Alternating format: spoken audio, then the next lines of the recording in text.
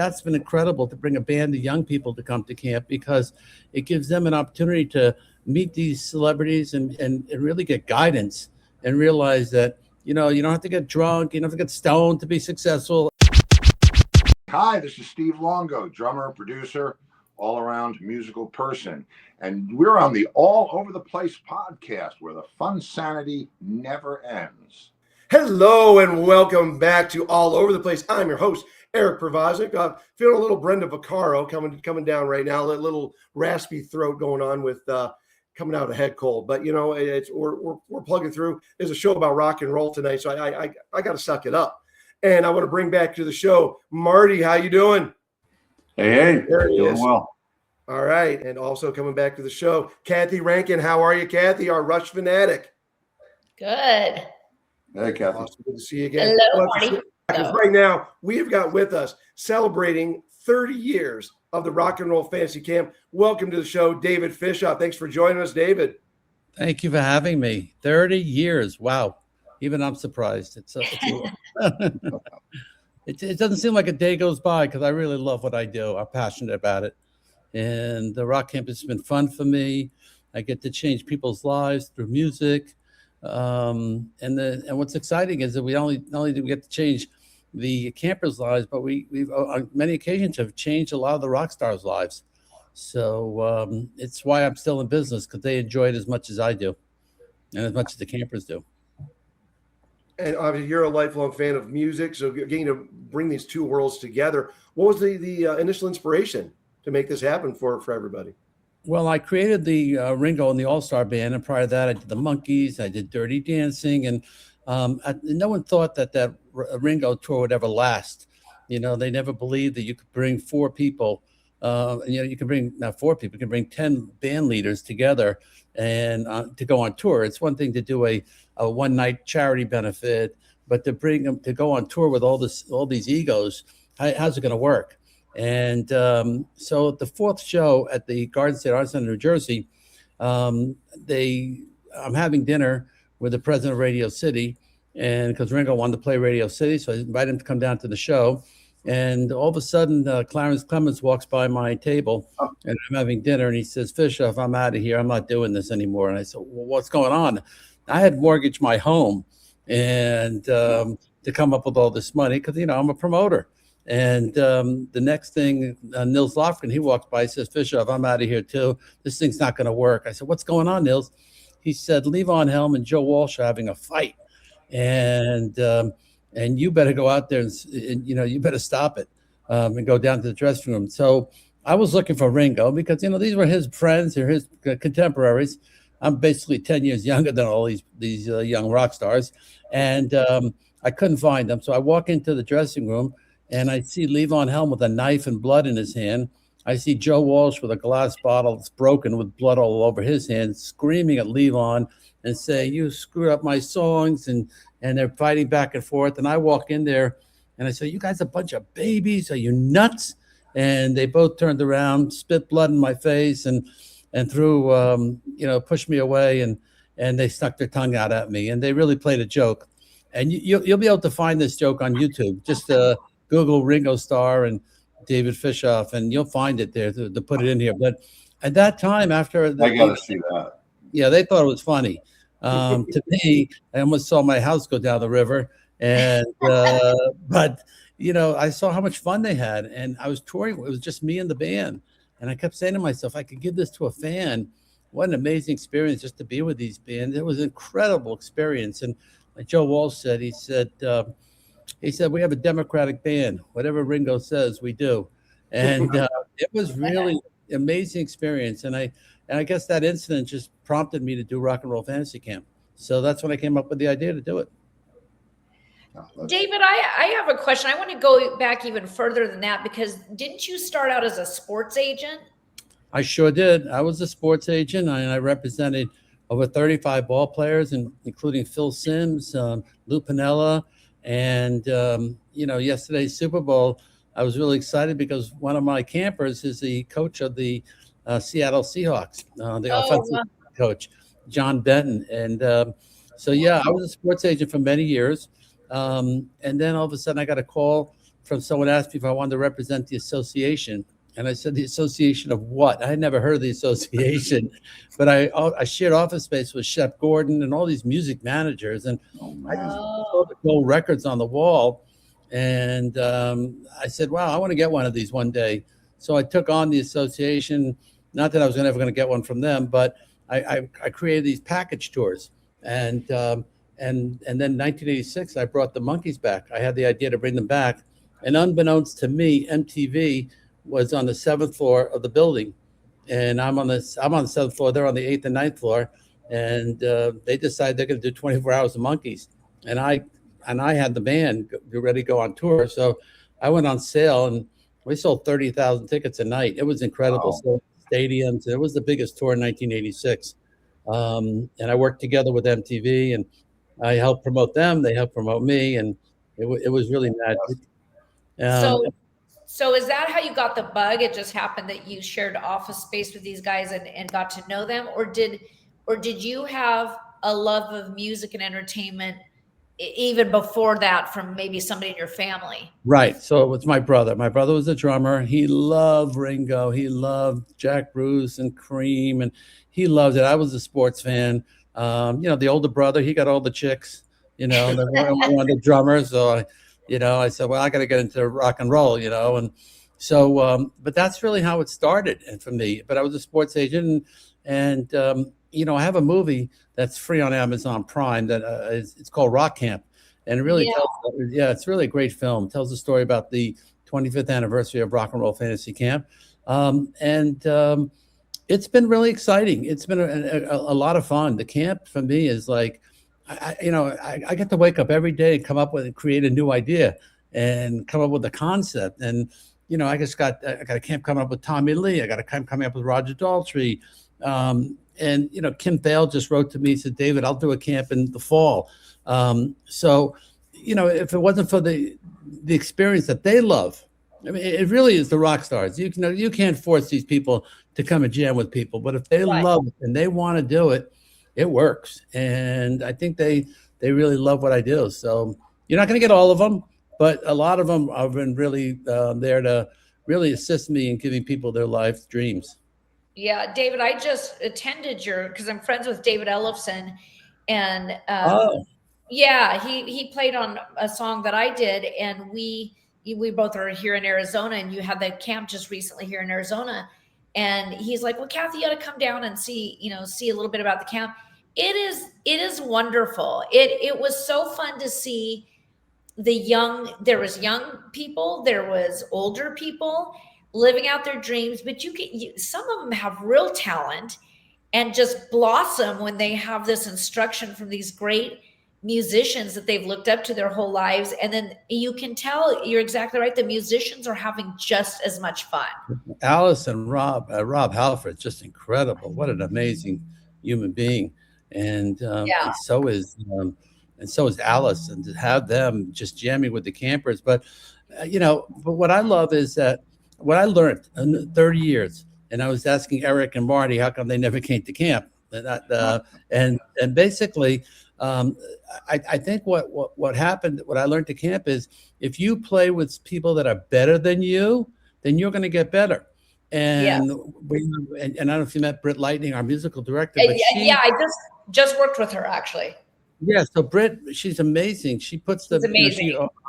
She speaks to the campers, 3 weeks, 4 weeks beforehand, and she groups the band. She's the group leader, so she makes sure to put you in a band with that's appropriate for you. And I just think that it really works. And I tell you why the camp works, because 50% of the campers come back.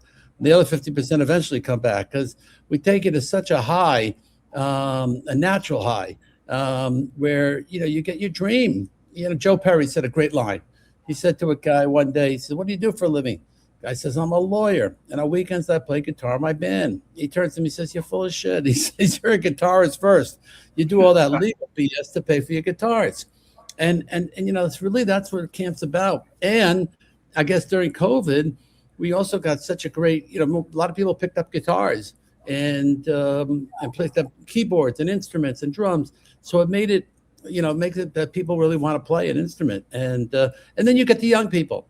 And I think that that's been incredible to bring a band of young people to come to camp, because it gives them an opportunity to meet these celebrities and really get guidance and realize that, you know, you don't have to get drunk, you don't have to get stoned to be successful. Alice Cooper is clean as anything. Dave Ellison is clean. And, you know, these are wonderful people. And they learn that you can be straight and you can be creative. And so I love the message of rock camp. And again, it's only because of these incredible rock stars that it works. That's great. And David, I finally have an answer for you. I was bullshitting my way with a couple of bands during my time in LA, but surrounding myself with awesome people, and maybe I get a little bit better. I don't know, but that's my excuse anyhow. That's what I'm going to go with. And you mentioned there's a Seattle Seahawk was a former camper of yours. So through the years, who have been some of the guys, like say a jock or just a non-musician, but of some notoriety? Just, you know, I want to go get my yayas out that have come and been camp members. So John Benton, he was the offensive line coach for the Dolphins and the 49ers, and this year he was with the Seattle Seahawks, and you know, him and I are in touch all the time, and because he told me that for the last practice he takes the guitar and starts playing "We Will Rock You" out in front of all the players. You know, he's cool. Coach playing guitar. It's really cool. He's an amazing guy too, and you know, I think Ed Oates, who started Oracle. I mean, he's a camper. He comes to a lot of the camps, and you know, a guy who started American Seafood. And then you have people who are, you know, teachers and women. You know, Kathy, the biggest growth we've had is women coming to camp, and more and more of these guitarists are incredible. These young girls and these women, you know, they're picking up guitars. We also do a women's only rock camp once a year. We do we do a songwriting rock camp. But mainly, you know, it's mainly classic rock, and then we do grunge, and then we do metal, and you know, we find whatever genre works, and whenever I can get the rock stars. So I was able to get Alice and Rob in Phoenix, so I brought my gear and rented a hotel and did it in Phoenix. So I'll go wherever I can get the rock stars to produce a camp. Now, where do you want to go with it from here? I mean, it seems like it's really successful.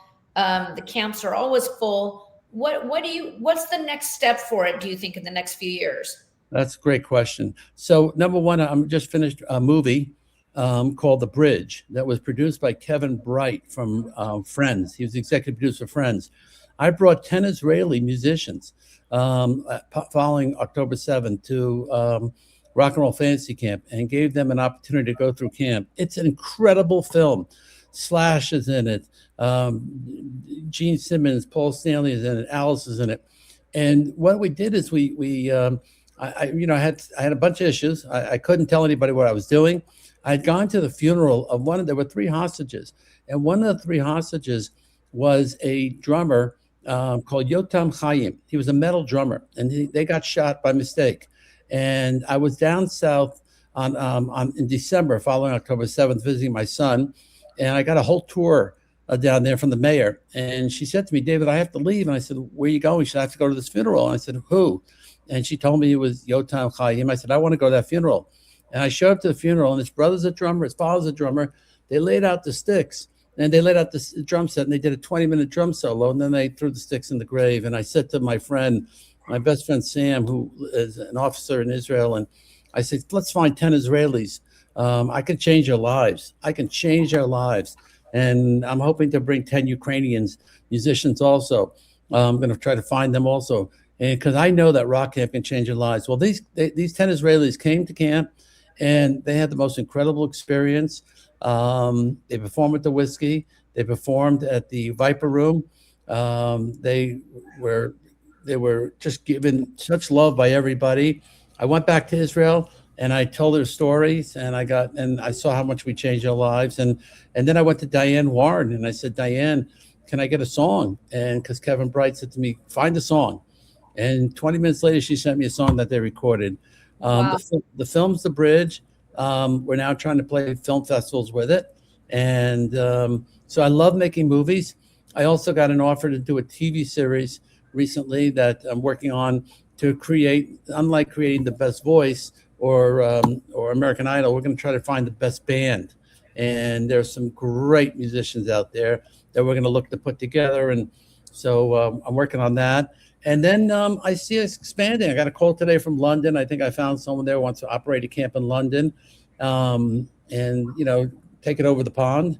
And as long as I can change people's lives, I will keep doing it. And because every day I open my email and someone says they tell me my life has changed. I'm in a band now. I'm writing. And they're just, the wives tell me their husbands are so happy. People find their passion in music. I mean, there's nothing like it. There's nothing like it. And thank God AI is not going to steal a live guitar solo. Exactly. At least I hope it doesn't. That's incredible, and it's inspiring. And I had read about that film, The Bridge. Is there anywhere that people can see it? I know you said it's going to be at some festivals, but can people stream that or see it now? They can't see it now.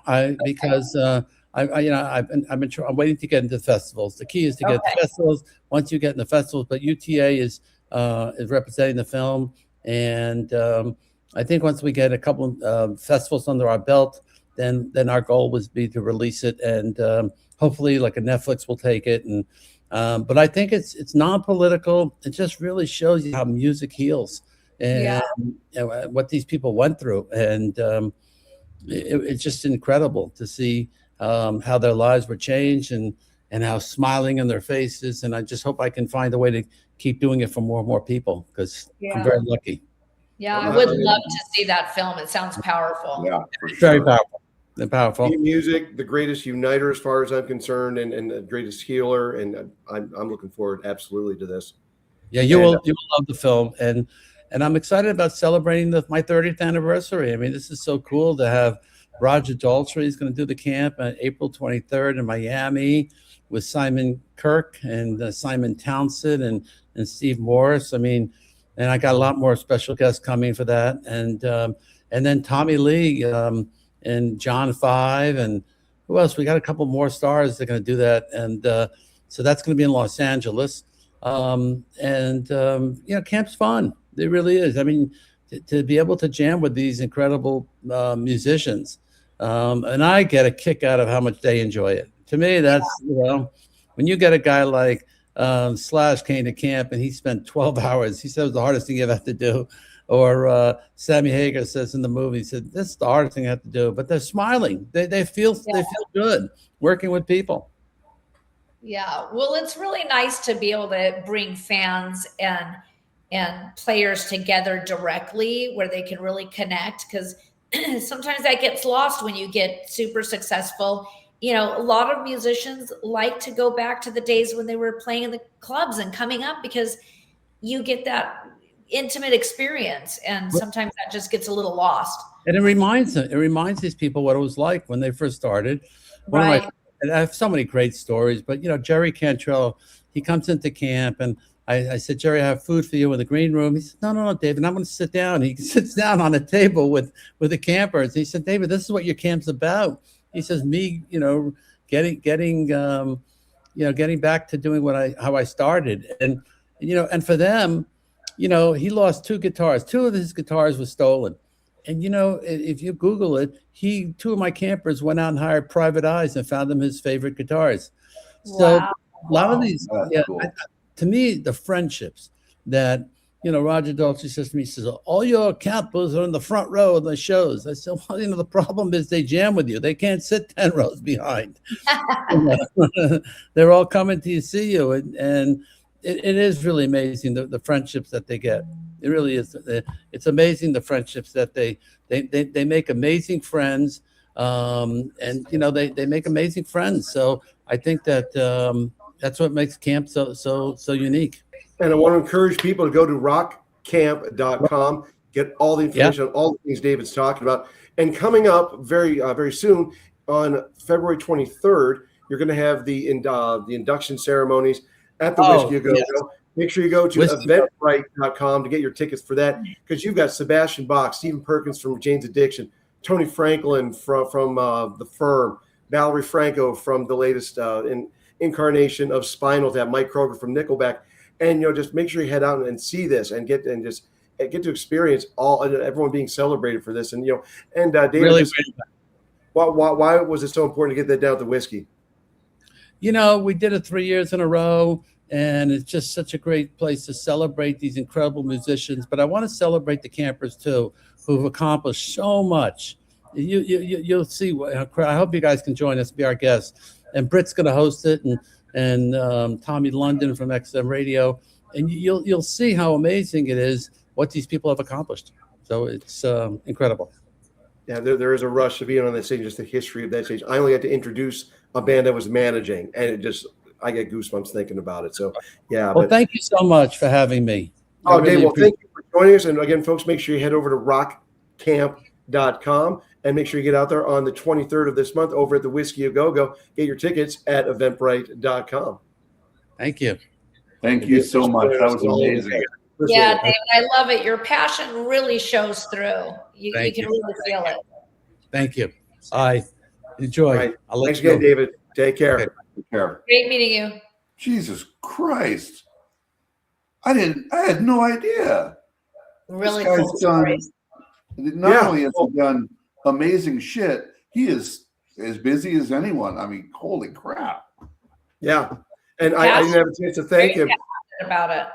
That first package thing he got put together with the association and the Turtles, the Happy Together tour back in, I think, 85, 86. My parents were very appreciative of that. They're big Turtles fans. So, yeah. He did a bunch of other stuff too. He did he did the Gladiators tour. Like, yep. He's done a bunch of really cool things. He's very humble about it, but wow. I mean, that Bridge movie, I definitely got to see that. Yes, for sure. For sure. I'm an honorary member of the tribe, so there you go. Nice. So, well, you got that little. You're no longer a goy, Marty. You're not a goy. Yeah, well, they all treat me well, so I feel like I'm halfway in. Awesome. My wife just for now. I'm so glad we got to have David on the show, and I don't think I'm going to be able to make it out for this one, but Marty, if you can, let me know, and I'll make sure I get a pass for you. I was really like thinking, I don't know if I can do it, and now I really want to see if I can make it happen. That guy was awesome. Yeah, it's a shame. It's a Monday night, huh? Yeah. Oh, on a school night. Oh, yeah, I kind of want to go too. Man, that would be I'm gonna cool. try and make this happen. Kathy, I'm surprised you're not co-hosting this thing with the role you've been on lately. Well, it's just because Britt and Tommy. So Britt and Tommy played at the Metal Hall of Fame. Right, yeah. But they kind of host the rock camps, and Britt is amazing. And so is Tommy. They're just both really cool people. And I had a chance to chat with them at Metal Hall of Fame and stuff, and I love what they do. And I told them, I said, if you ever need my help on anything, let me know. And likewise, we could always use great people like that who can handle different tasks, either up front or behind the scenes. So I hope to get to work with them again sometime. Well, between you, David, Halford, I mean, this town's got a lot. I mean, if I'm not mistaken, Jeff Tate's got a house here too, doesn't he? Of course. Oh, I didn't know that. Alice. Yeah, I didn't know Jeff Tate did. That's cool. He's one of my favorites. I'm pretty sure. I know he like his wine line. So he does benefits out here. One of the Mesa country clubs. He's there quite a bit, hosting stuff. If I'm not, I think David's been at a few of those too. If I'm remembering my social media updates from Mr. Tate. But yeah, so well, folks, thanks so much for checking us out tonight. We've got it was such a pleasure having David. Always great having Marty and Kathy. And we will be back really soon here on All Over the Place, where the fun sanity never ends. Oh, wait, no. We got the new Benny came up with a new one. We will be back really soon here on All Over the Place. Embrace the fun sanity. Oh, I like it.